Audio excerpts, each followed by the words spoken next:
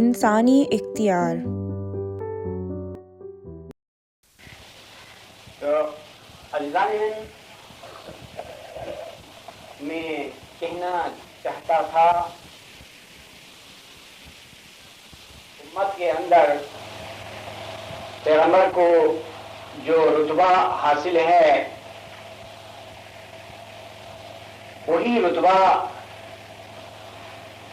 انفرادی عقل کو اس شخصیت کے اندر حاصل ہے، یا اس مطلب کو ان الفاظ میں ادا کرنا چاہیے کہ ہماری جو عقل ہے وہ ہمارے اندر پیغمبر کی جگہ پر ہے،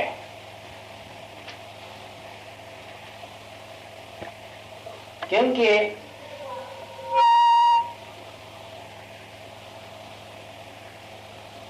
قانون الہی کے لیے یہ ضروری تھا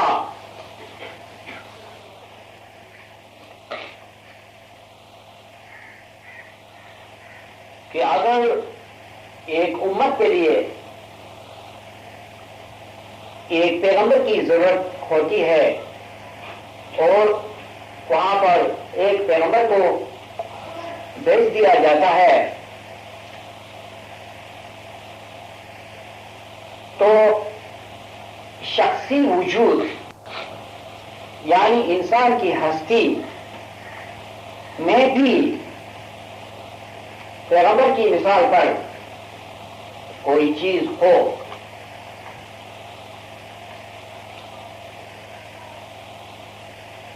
تاکہ ایک طرف سے وہ عالم دین کے اندر جو سب سے اہم چیز ہے یعنی پیغمبر،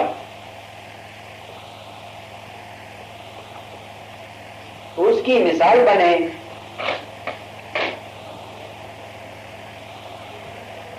اور دوسری طرف سے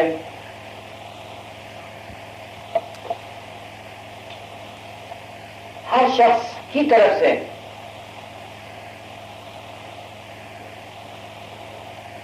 خدا کو کوئی گلہ باقی نہ رہے،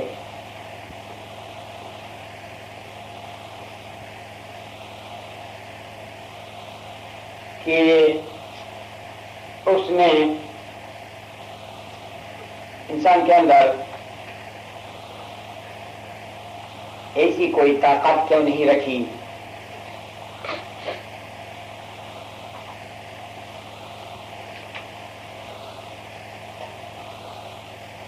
جو ہمیشہ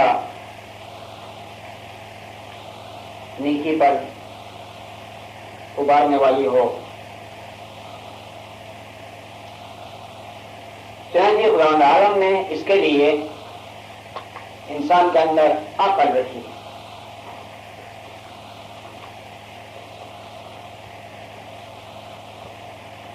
اور انسان میں عقل ہی ہے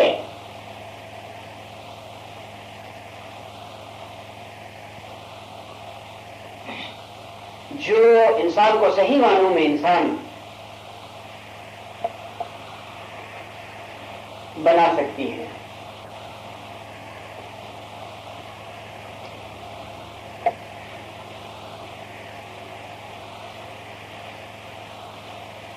معاملہ دین کا ہو یا دنیا کا،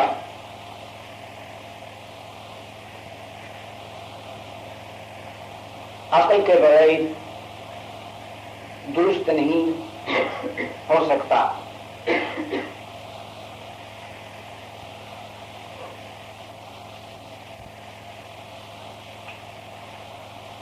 اب اگر عقل کی کوئی مخالف طاقت نہ ہوتی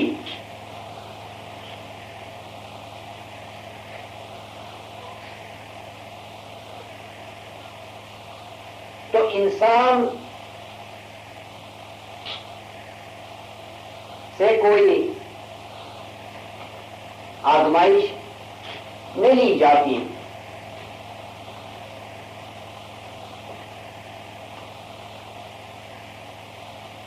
اگر آزمائش اور امتحان نہ ہوتا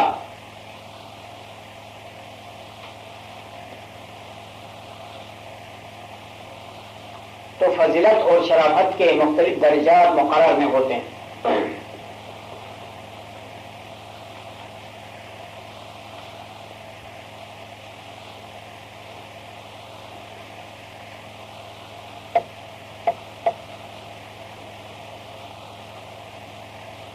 اس لیے قانون الہی کے بموجب یہ بھی ضروری ہوا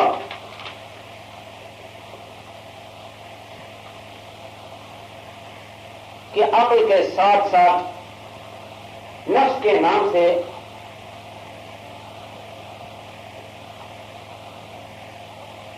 ایک شر کی طاقت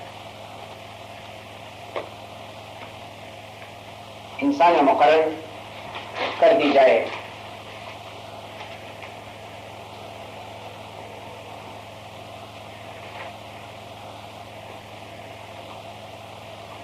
اور ان دو چیزوں کی وجہ سے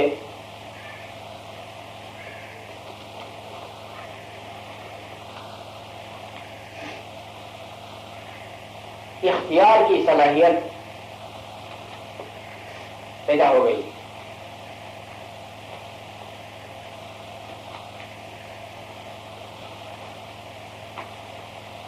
یعنی عقل کی خواہش اور نفس کی خواہش میں سے انسان کس کی پیروی کرتا ہے؟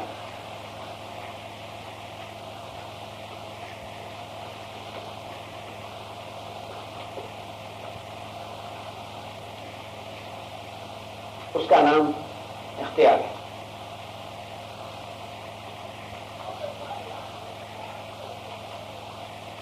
اختیار کے مطابق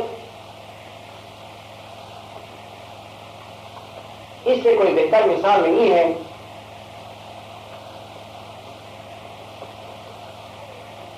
کہ ہم عقل کی فرمائش اور نفس کی فرمائش دونوں کو برابر برابر سمجھیں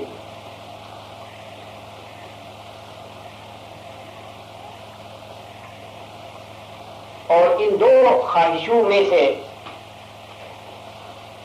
انسان کو کسی ایک کے پسند کرنے پر قادر سمجھیں.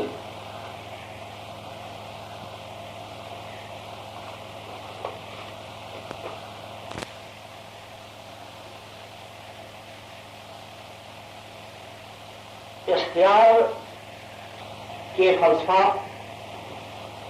سمجھنے کا یہی بہترین طریقہ ہے.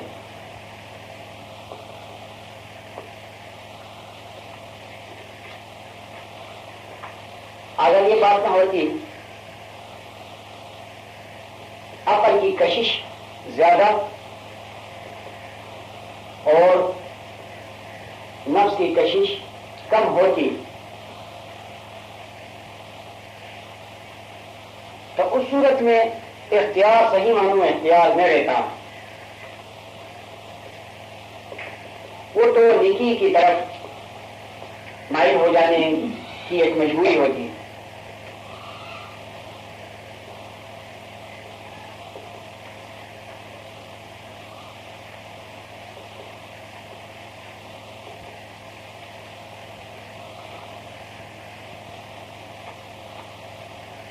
یہ باتیں اس حقیقت کے ثبوت میں ہیں کہ انسان کے اندر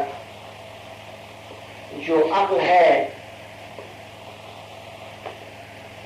اس کی وجہ سے انسان پر بہت سے فرائض عائد ہو جاتے ہیں اور خدا کی طرف سے جواب طلبی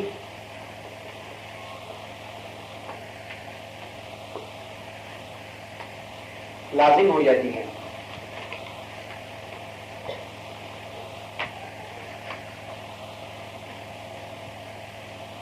یعنی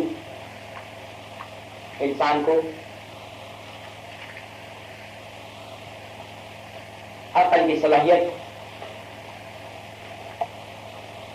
اور اختیار دینے کے باوجود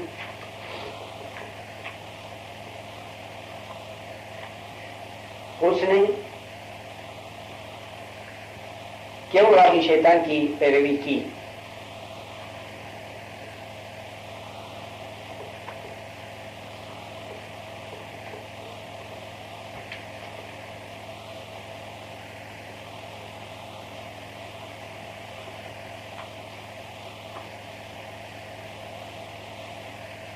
کچھ نظریات ایسے ہیں کہ ان کے نہ سمجھنے سے انسان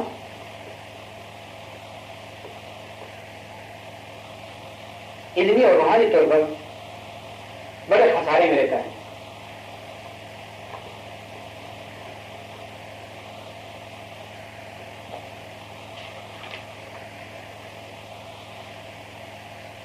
اس لیے اس ملت کا یہ تقاضا ہے کہ ہم زیادہ سے زیادہ بنیادی حقائق کی طرف توجہ دیں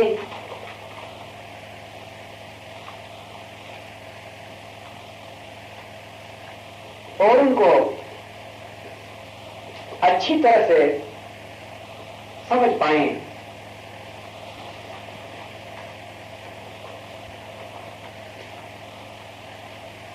تاکہ ہم دوسروں کی طرح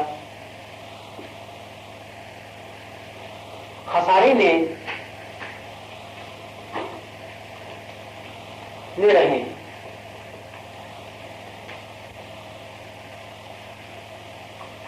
اللہ تعالیٰ نے قرآن حکیم کے اندر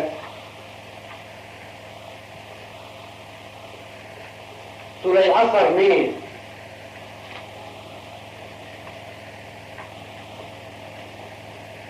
قسم کھا کر ذکر کیا ہے کہ انسان خسارے میں ہے.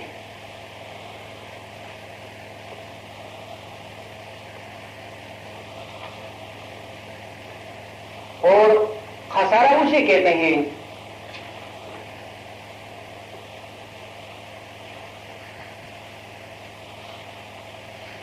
جس میں کہ تجارت اور سودے سے کوئی فائدہ نہ ہو،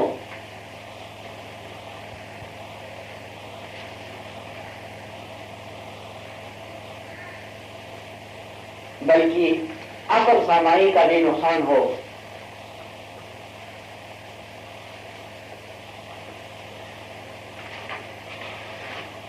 اس سے ظاہر ہے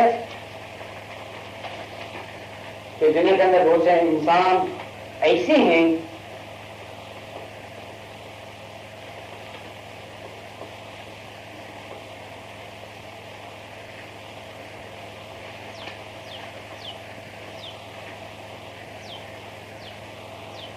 جن کے دنیا میں آنے سے فائدہ نہیں بلکہ نقصان ہے.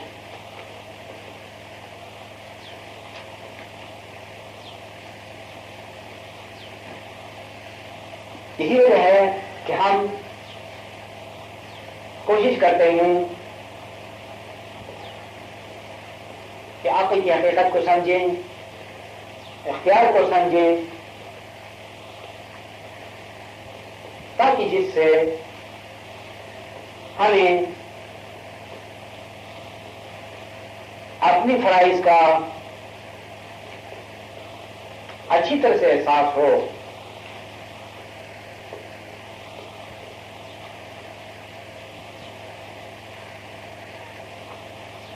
چنانچہ جو لوگ عقل اور اختیار کے فلسفے کو نہیں جانتے ہیں،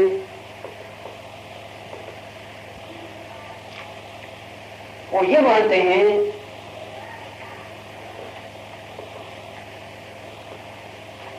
کہ انسان ہر طرح سے مجبور ہے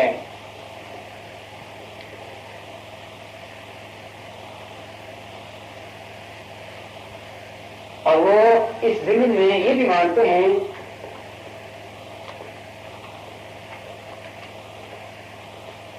کہ جو قسمت میں لکھا ہے وہی ہوتا ہے.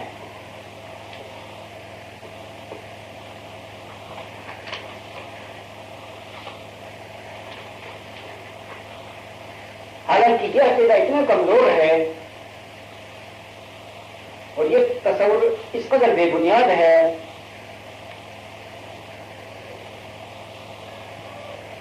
کہ جس کو ذرا بھی شعور ہو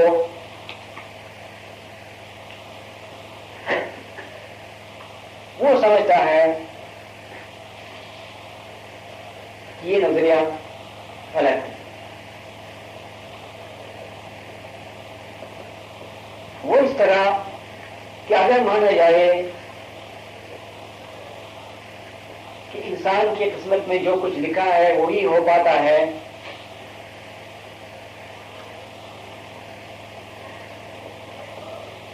تو پھر اس تصور کے نتیجے میں جنت بھی نہیں ہونی چاہیے اور دوزخ بھی نہیں ہونا چاہیے اور حساب کتاب بغیر کچھ بھی نہیں ہونا چاہیے. اور اگر ہے تو پھر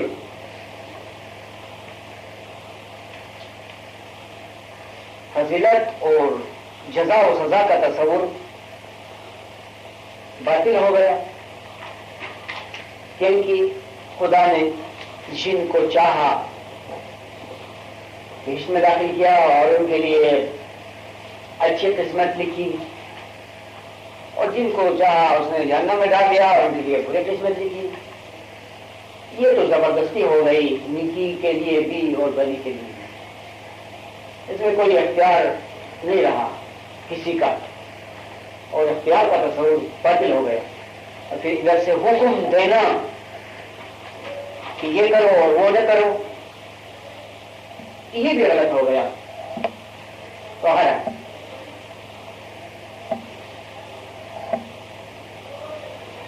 اس مثال سے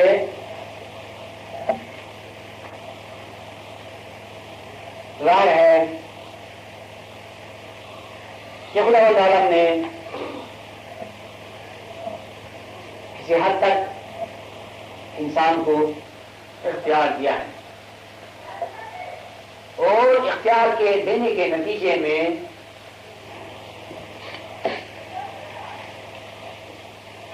انسان پر خصوصاً مومن پر بڑے بڑے فرائض عائد ہو جاتے ہیں.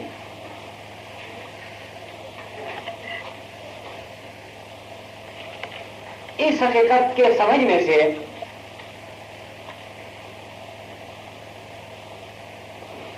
مومن کا فائدہ یہ ہے کہ وہ ایک تو خسارے میں نہیں رہتا ہے اور دوسرا اپنی کوششوں سے اور فرائض کے سمجھنے سے وہ کارہائی نمایاں انجام دے سکتا ہے.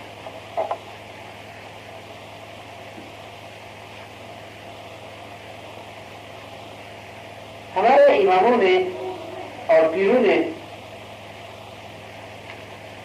جیسی تعلیمات ہم کو دی ہیں ان کی روشنی میں ہم یہ کہہ سکتے ہیں کہ مومن اپنے لیے بہت کچھ کر سکتا ہے، بہت کچھ کر سکتا ہے، بہت ترقی کر سکتا ہے، علم میں، روحانیت میں، معرفت میں بہت ہی آگے بڑھ سکتا ہے. اس کے لیے کوئی رکاوٹ نہیں. اگر اور خوف ہے تو انسان کی اپنی جہالت کی وجہ سے ہے، غفلت کے سبب سے ہے، لا علمی کی وجہ سے ہے۔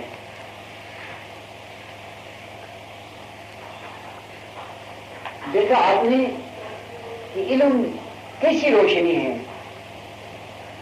اور علم سے کس قدر روحانی ترقی ممکن نظر آتی اور ہر قسم کی غلط فہمی دور ہو جاتی ہے،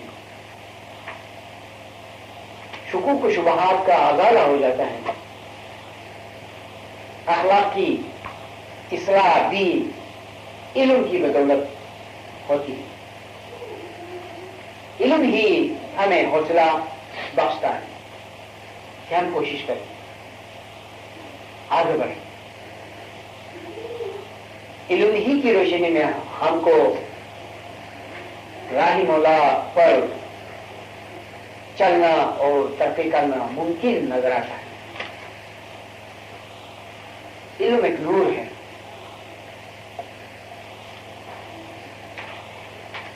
یہ خدا کا نور ہے۔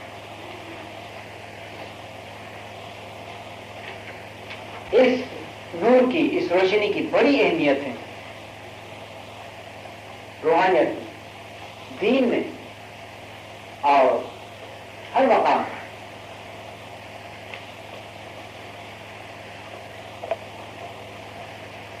علم سے بڑھ کر کوئی طاقت نہیں ہے۔ دنیا کی مثال میں بھی آپ دیکھتے ہیں آج اسی قوم کی زیادہ ترقی ہے جس کے وہاں علم کی بہت بڑی قدر ہے اور سائنس میں، علم میں، ہنر میں جو قوم آگے ہے وہ دنیوی اور مادی طور پر بھی آگے ہے، تو روحانی علم کی بھی یہی مثال ہے۔ دینی علم، روحانی علم کی بہت ہی ضرورت ہے۔ یہ تزکیہ نفس، یہ ریاضت، یہ گروزاری، یہ مناجات بھی اس لیے ہے کہ ہم خود کو اس علم کے لیے تیار کریں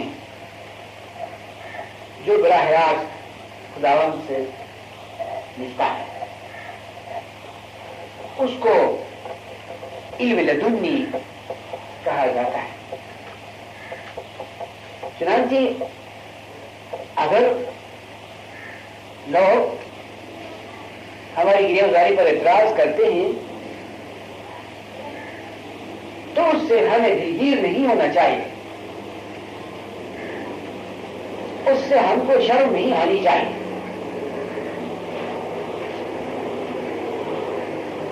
کیونکہ ہم ایک بہت بڑے کام کے لیے تیاری کر رہے ہیں۔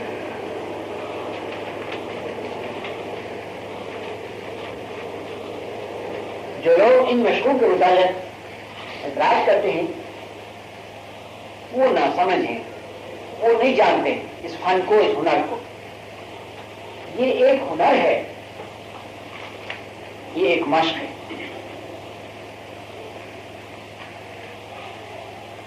یہ ایک سائنس ہے، ہم کہہ سکتے ہیں یہ ایک سائنس ہے،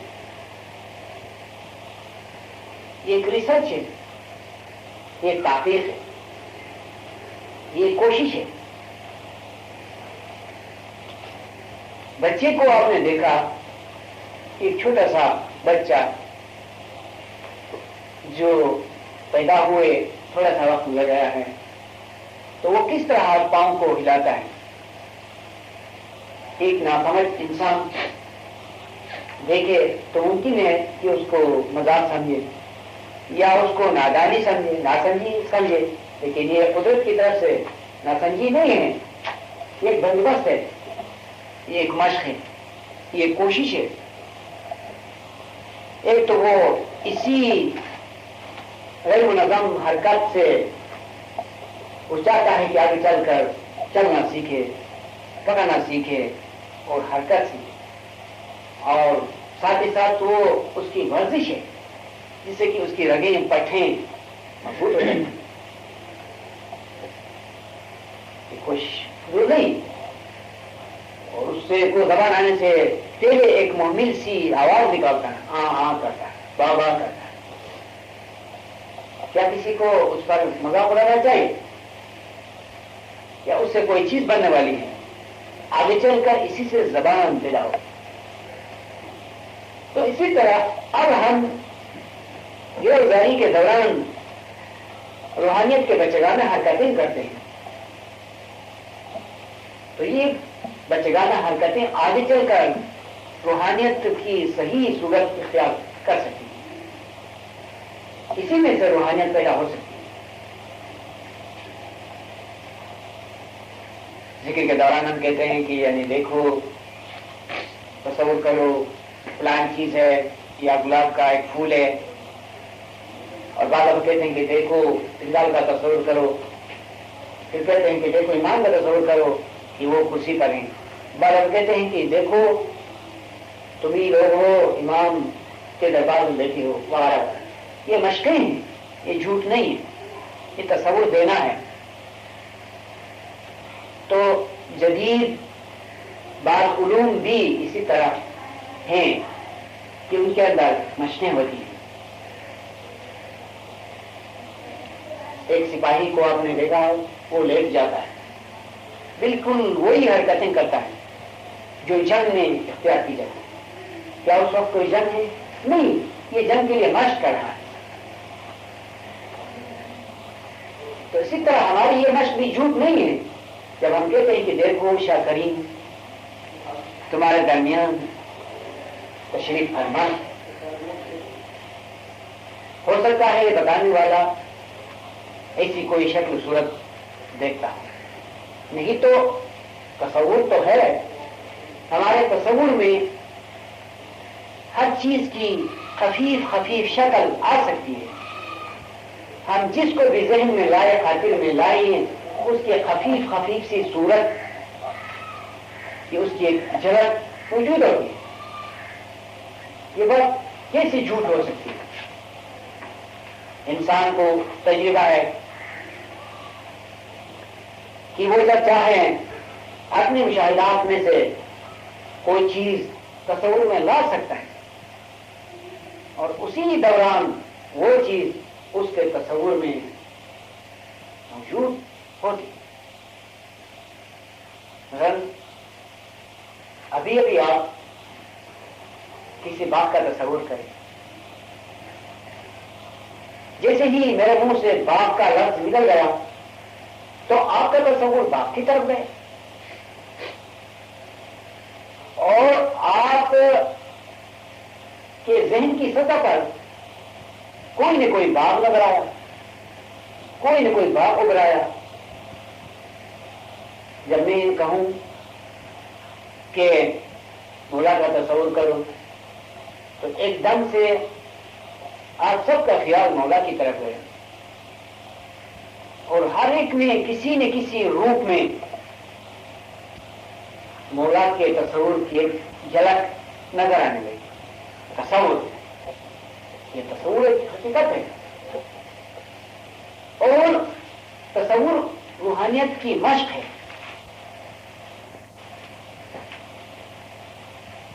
جس طرح بعض لوگ بلا دینی کی مشقیں کرتے ہیں، بعض لوگ شانہ دینی کرتے ہیں. بلا دینی اس لیے کرتے ہیں کہ وہ